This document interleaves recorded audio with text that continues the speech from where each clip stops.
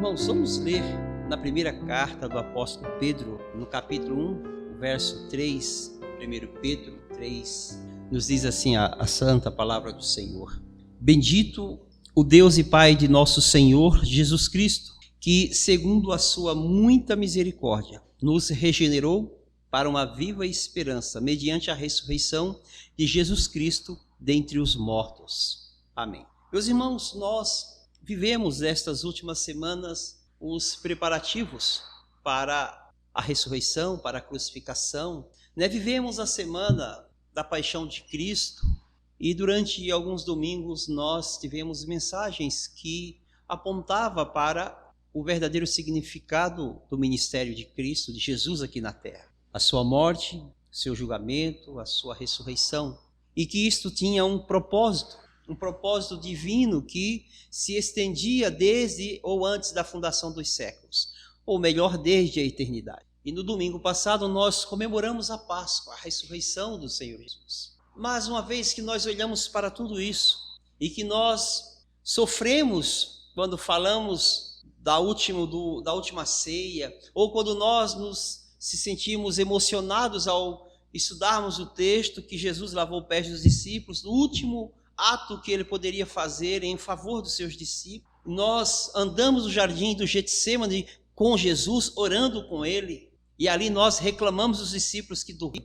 Nós nos indignamos quando Judas chega a Jesus e dá-lhe um beijo e trai o nosso mestre com um beijo, e nós ficamos bravos quando aqueles soldados, junto com aquela tropa de homens armados com madeiras, com pedaços de ferro, eles chegaram e prenderam a Jesus como criminoso. Nós ficamos bravos, mas nós ficamos muito bravos também quando os sacerdotes, em especial Anás, Caifás, eles condenaram Jesus. Quando eles, em sua casa, em uma quinta-feira à noite, eles resolveram julgar Jesus fora do local apropriado, em um horário inadequado. E então eles condenaram Jesus, por Jesus se revelar ser o Salvador, o Filho de Deus, o Deus Todo-Poderoso. Eles condenaram Jesus à morte. Nós ficamos chateados demais com isso. Nós queríamos estar lá para falar, não, ele de fato é o Filho de Deus. Mas quando o governador falou, eu posso soltar Jesus e manter Barrabás preso, e aquela multidão falava, solta Barrabás e mata Nazareno, nós queríamos estar no meio daquela multidão e falar assim, não é isso, nós queremos que soltem Jesus. Por alguns momentos nós nos comportamos como Pedro, sem entender os planos eternos de Deus, a mensagem de loucura que é a mensagem da cruz. E por alguns momentos nós queríamos contrariar.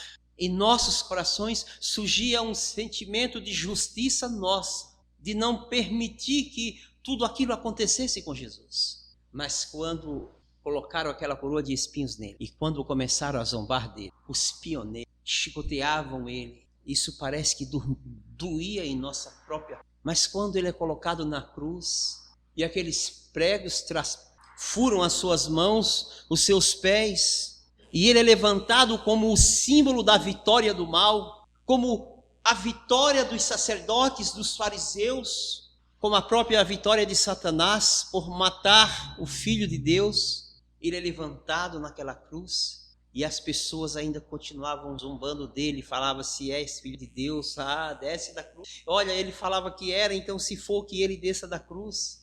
Mas se não bastasse isso, aquela multidão que estava aos pés da cruz, mas também tinha dois que estavam do lado de Jesus, condenado como Jesus, e eles falavam, falava, tá vendo? Se tu és Filho de Deus, se tu és o cara, desce dessa cruz, salva-te a ti e a nós. E o outro diz, rapaz, fica quieto que a gente não, em outras palavras, nós não estamos em condições de criticar, Mas ele olha para Jesus e diz, Senhor, lembra-te de mim quando estiveres em teu reino. Aí a gente pensa, Jesus começa a ser traído por Judas, preso, condenado, espancado, injustiçado, abandonado, renegado, vira objeto de escárnio, sofre toda aquela agonia da cruz e está morrendo, e aí tem um bandido, alguém condenado que está do lado dele e diz, lembra-te de mim quando estiveres em teu paraíso. E aí eu penso, Jesus poderia falar, O meu problema é maior que o seu, meu amigo. Eu estou aqui inocente. Fica com seus problemas, sofra aí, pague as consequências do seu erro. Mas Jesus não, ele diz: ainda hoje estarás comigo no paraíso. Mas não bastou ainda. Ele não trouxe uma mensagem de esperança apenas para aquele homem, mas ele, no último suspiro, ele ergue a voz aos céus e diz: Pai, perdoa-lhes porque eles não sabem o que fazem. Eu olho para a mensagem da cruz. Quando eu falo a mensagem da cruz, eu estou falando aqui desde a ceia até o ato em que Jesus diz: em tuas mãos eu entrego o meu espírito. Às vezes, irmãos, nós olhando como pessoas comuns, nós ficamos indignados.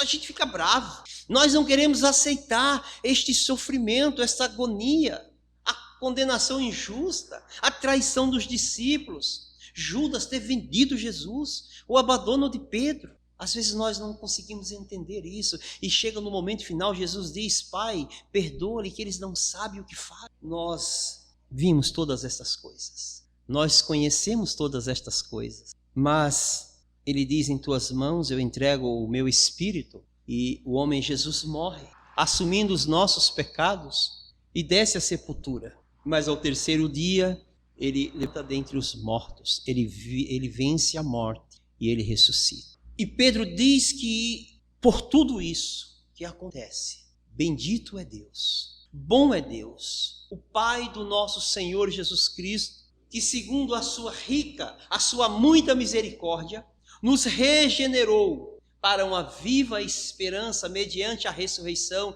de Jesus Cristo dentre os mortos. Pedro diz: tudo isso foi possível, e tudo isso só foi possível porque Deus tem em nós. E o propósito de Deus é de nos dar vida, é de nos regenerar mediante a ressurreição de Cristo.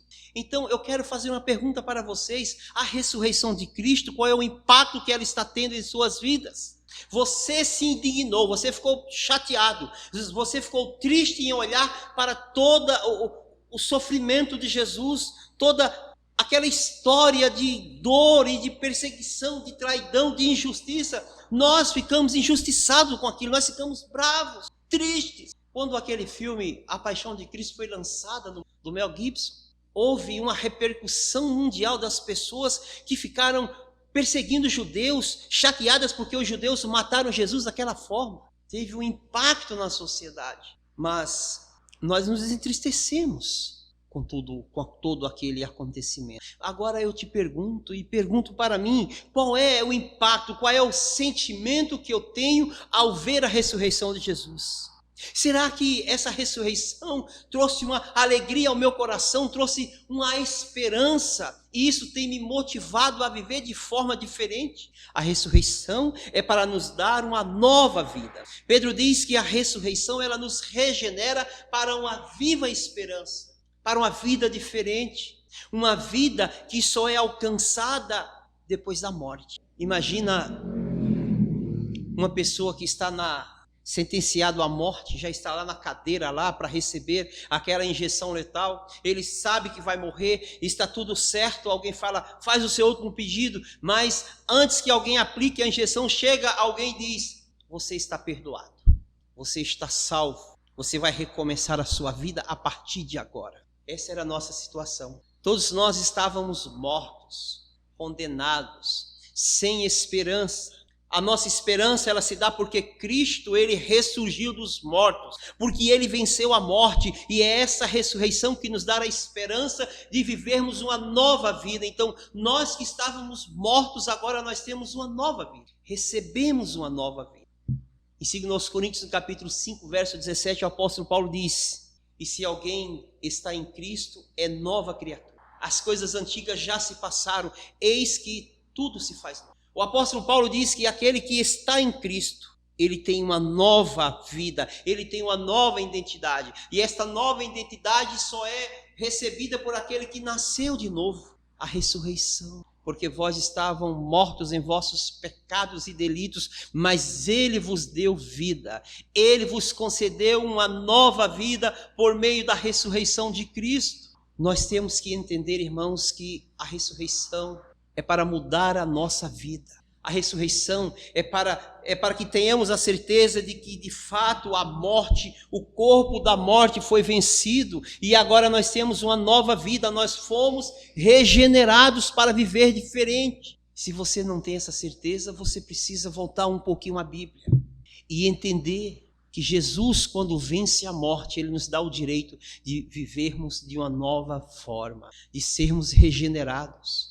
Ele vence a morte para nos garantir de que a morte está vencida e de todo aquele que está nele já venceu a morte.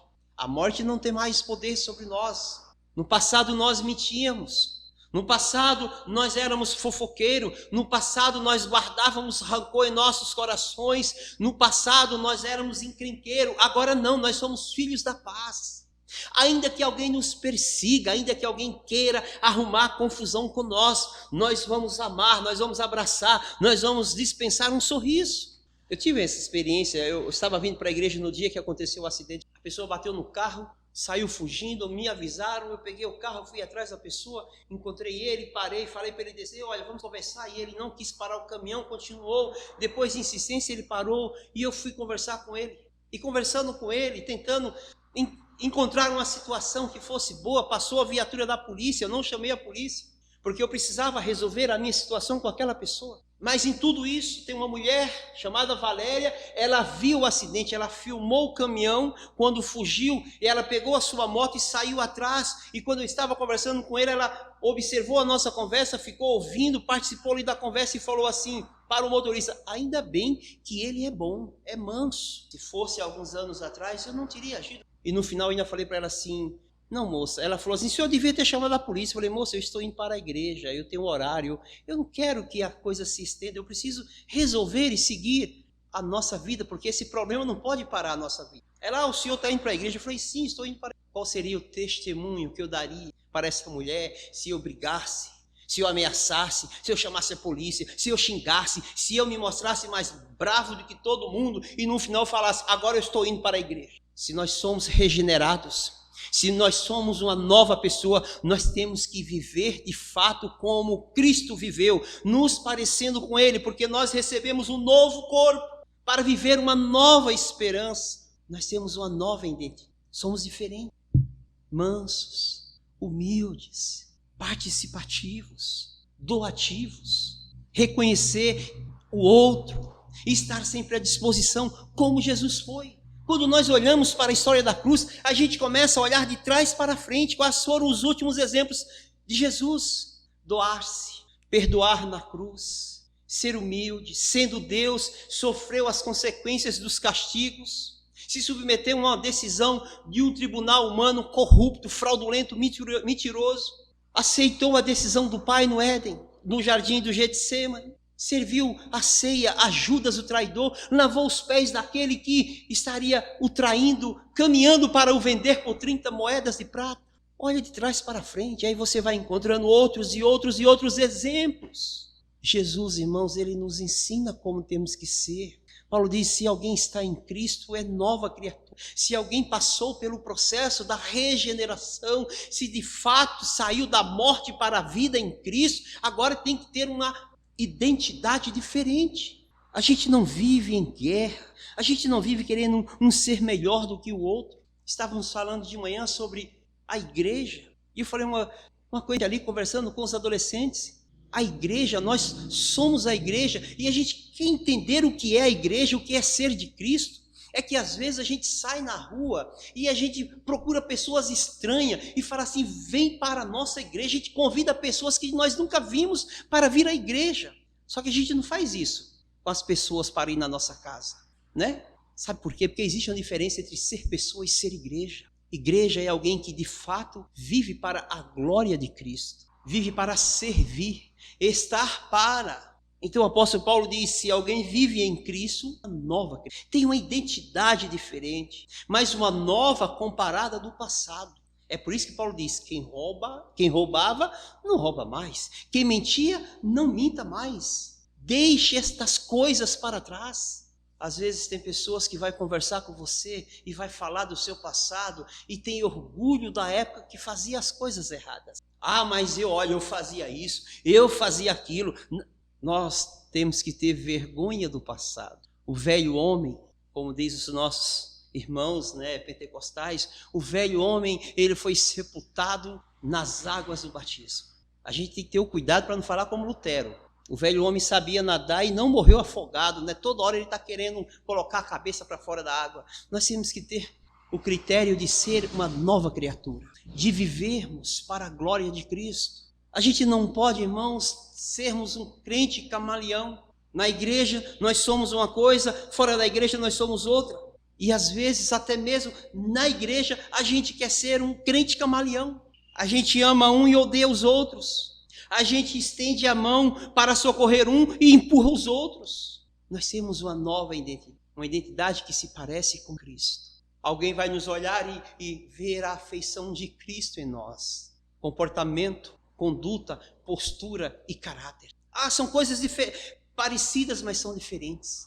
Em tudo nós devemos nos parecer com Cristo. A ressurreição, ela nos regenera para nos dar uma nova identidade. Ela muda o nosso interior para que a gente tenha uma conduta santa e irrepreensível, justa e piedosa. Isso é caracterizado por nossa identidade, por onde a gente anda, por aquilo que fazemos. Quinta-feira passada eu estava pregando em uma igreja e o tema era a identidade cristã.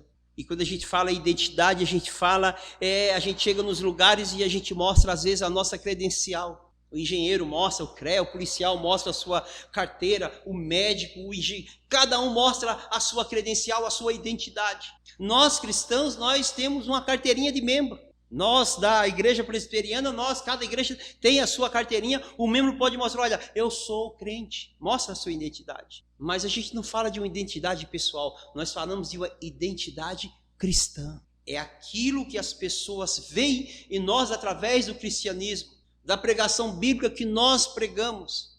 Alguém que nos conhecia há 20 ou há 10 anos atrás, quando nós éramos ainda do mundo, e essa pessoa nos conhece, nos vê e fala assim, você é diferente, você não é mais a mesma pessoa. E alguém que te conhece há 20 anos e caminha com você e fala assim, cada dia você está se parecendo mais com Cristo. Cada dia mais você se parece com Cristo. Cada dia mais eu te olho e vejo os traços bíblicos de Jesus Cristo em você. Isso é identidade cristã. É o que me identifica com o cristianismo.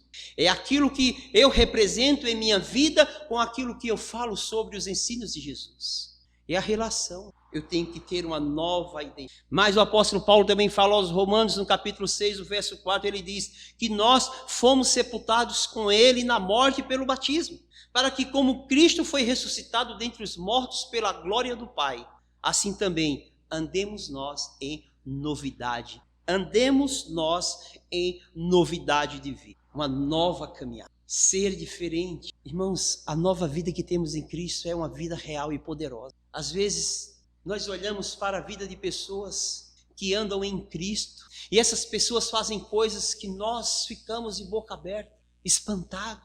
Os exemplos mais simples são aqueles que nos deixam com a interrogação bem grande. Nós estamos passando num processo com o irmão nosso que está com câncer, que no primeiro diagnóstico, quando foi descoberto, os médicos falaram, olha, não tem jeito, você vai morrer. Aqui é apenas um tratamento paliativo. Não, você vai morrer, não tem jeito, não dá para fazer nada. Leva no segundo médico, o médico fala assim, olha, aqui é um tratamento paliativo. A coisa está muito avançada, tem que esperar a morte. Eu lembro que em um determinado domingo eu estava pregando na igreja e falei, nenhuma condenação há sobre aqueles que andam em Cristo Jesus. Ninguém define o nosso futuro. A nossa vida ela foi escrita lá na eternidade por Deus. Quando ele, em seus desígnios, em seus planos, em seus conselhos, ele decidiu que nós nasceríamos em um determinado dia. Havia um plano prescrito por ele. E ninguém pode mudar esse plano. E eu falei naquele dia, nenhuma condenação há. Ninguém condena você. Ninguém se adianta diante de Deus e define a sua vida. A sua vida pertence a Deus. Quando foi na quarta-feira, aquele irmão passou no médico. O médico olhou os exames, olhou e falou assim, olha, o senhor vai ter que só fazer um tratamento. É só um tratamento, está tudo bem aqui, está tudo dentro dos conformes. É câncer sim, mas é só fazer o tratamento.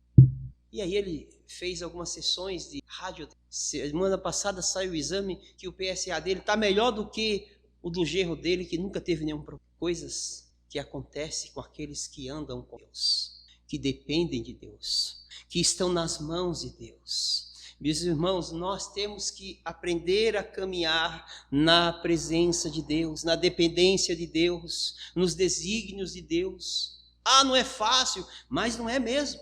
É difícil, mas nós fomos regenerados, recebemos uma nova vida. Nós estamos nele, nós andamos nele, para que possamos mudar de comportamento. Às vezes a gente olha para uma lagarta, né? A minha sogra, ela morre de medo de lagarta, ela tem pavor. Às vezes eu tenho vontade de comprar uma, colocar numa caixinha de presente bem bonita, sabe, com um laço, e entregar para ela abrir né? E ter aquele susto. Mas eu tenho medo da minha esposa, eu não posso fazer isso para não arrumar briga com as cunhadas, né?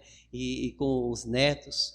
Vai que ela parte, né? Vai que eu seria o instrumento de Deus para, né, prepará-la para a eternidade. Eu não quero levar essa responsabilidade. Mas a gente olha para uma lagarta, e lagarta é um negócio feio, né? A gente tem pessoas que criam passarinhos, gatos, até rato. Eu já vi pessoas criando rato de estimação, mas eu ainda não vi alguém criando lagartas. É um bichinho feio, né?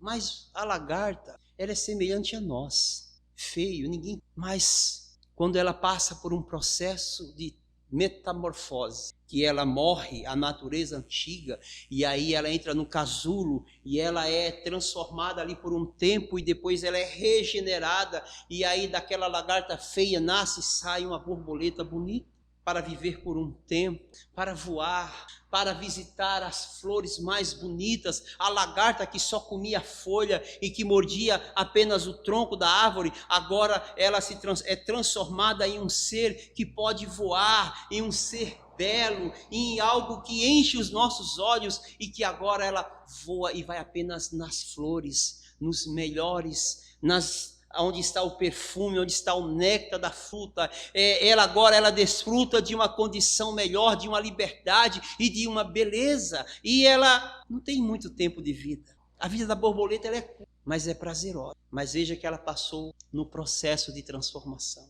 Ela morreu e recebeu uma nova vida, metamorfose. Nós passamos por esse processo. Nós éramos feinhos. Feinhos é um feio meio arrumado, né? Alguém chama de bonitinho, a gente fala de feinho, que é uma forma de chamar alguém de feio, mas com carinho.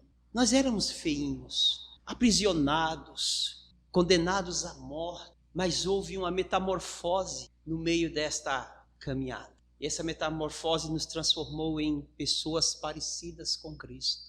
Pessoas que agora têm uma nova vida, que têm uma perspectiva de vida diferente, que têm sonhos diferentes, mas tudo isso está pautado na liberdade que nos é dada, que nos é condicionada, que é a liberdade de viver em conformidade com o seu exemplo. Cristo, ele nos tira da morte, nos dá uma nova vida, para que nós possamos viver parecidos com ele, em novidade de vida. O que nós temos que fazer em nossos dias é deixar que o Espírito do Senhor, ele guie as nossas decisões, ele guie o nosso caráter, ele guia as nossas missões. Tudo que temos que fazer deve ter a palavra de Deus como instrução, como meta ao ser alcançada, como objetivo traçado em nossas vidas. Eu tenho a liberdade hoje de falar de um exemplo vivido em nossos dias, aqui em nosso meio, do nosso irmão Rogério, quando ele foi envolvido em um acidente de carro, e o seu carro deu PT, e a seguradora veio e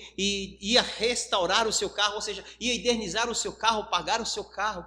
Mas no coração do irmão tinha uma coisinha, tinha uma responsabilidade que chamava-se caráter cristão.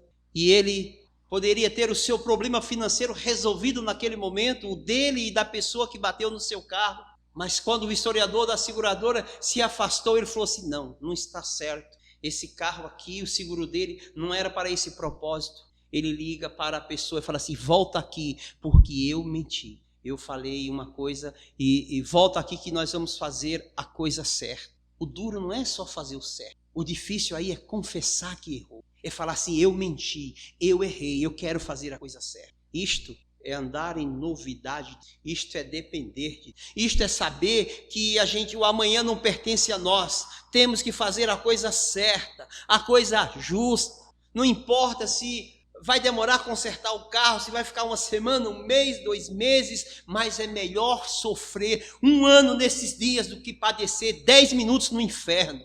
10 minutos que eu falo, porque quem for condenado vai para o inferno e vai sofrer a eternidade. Então é melhor sofrer 10 anos aqui nesta terra. A resposta está demorando, a cura não está vindo, o dinheiro não está vindo, o emprego, não tem problema. Vamos sofrer, vamos padecer por Cristo, porque é melhor tomarmos a decisão certa e mesmo assim nós sofrermos por isso, do que nós tomarmos uma decisão errada, termos uma solução rápida, um resultado bom, mas por fim nós termos a condenação eterna. Irmãos, cada decisão das nossas vidas, elas devem ser conduzidas pelo Espírito Santo. Tudo. Então veja bem, Jesus morreu por nós na cruz, para nos perdoar. E Ele nos perdoou, porque Ele ofereceu um sacrifício perfeito a Deus. O nosso pecado do passado está perdoado, mas não parou aí. Ele ressuscitou para nos dar uma nova vida, um comportamento diferente. Ele nos dá a certeza, Ele nos garante que a gente pode viver diferente. Ele nos dá o Espírito Santo para servir de combustível em nós, para que nos motive, nos conduza a viver cada vez melhor, mais em santidade, mais dependente, mais próximo dEle, resistindo à tentação, ao pecado. Jesus não morre na cruz e ressuscita e para aí, não, Ele nos dá o Espírito Santo. Mas não para aí, irmãos. João diz, e Ele está no céu intercedendo por vós. Olha só. E Ele diz para os sacerdotes, lá, os fariseus, quando eles dizem assim, tu és o Filho de Deus, Ele fala, sou. E vocês me verão assentado à destra do Pai Todo-Poderoso, e vocês me verão voltar sobre as nuvens. Olha só, Ele ainda garante que está lá, assentado à direita do Pai. João diz que Ele está intercedendo por nós, o justo advogado. E Ele, Jesus, disse, eu voltarei para vocês, e vocês me verão sobre as nuvens. Nós temos que viver uma vida para a glória de Cristo. Essa vida, irmãos, ela tem que ser experimentada. Uma nova vida, diferente do passado. Nós somos salvos, mas temos que viver uma vida plena na presença do Senhor. Uma vida que satisfaça ao Senhor. Que a gente possa colocar prioridades em nossas vidas. Olha, eu falo para você, teve uma época, perguntaram para mim, Giovana, seu pai trabalha com o quê? A Giovana falou assim, o meu pai tem 3 empregos. 3 empregos. E às vezes, a gente tem muitas coisas, oportunidades, dinheiro, emprego, mas a gente tem que ter um foco. Nada pode tirar o nosso foco. Nós temos que olhar para o Senhor. Toda hora a gente vai ser bombardeado, toda hora tem uma oferta, toda hora tem uma proposta. Sabe, alguém chega, ei, você viu fulano? Ó, ele não presta. Ó, esse, vamos falar mal de ciclano. Olha, toda hora vai ter um bombardeio. As setas inflamadas do maligno, quer dizer, elas vêm acesas. E elas vêm para entrar e pegar fogo e queimar e fazer um efeito. Não é flechas apagadas, é inflamadas. Quem já assistiu aqui filmes de índios, né? Ou filmes de bárbaros, que eles pegavam as flechas, colocavam fogo, jogavam, matava e queimava. Matava, porque aquelas flechas, além de matar, elas assustavam. As pessoas tinham que tentar escapar dela. E quando tentavam escapar, eles soltavam o que estavam segurando, saía da fila, né, de proteção, largavam as proteções, os sistemas de defesa e fugiam das setas, porque eles viam elas vindo. As setas inflamadas do maligno, elas nos atacam, elas nos matam, elas nos queimam e elas nos provocam medo. Nós temos que ter a certeza de que temos uma nova vida e que a nossa vida ela é conduzida pelo Espírito Santo. Então temos que todos os instantes renunciar esta velha vida, este velho homem, para que Cristo de fato em nós, e que nós possamos viver para a sua glória. E onde quer que nós estejamos, nós possamos viver em novidade de vida. Então, se Cristo ressuscitou para você, ressuscite com Ele todos os dias da sua vida, até que Ele venha e nos receba nos céus para vivermos a eternidade. Amém.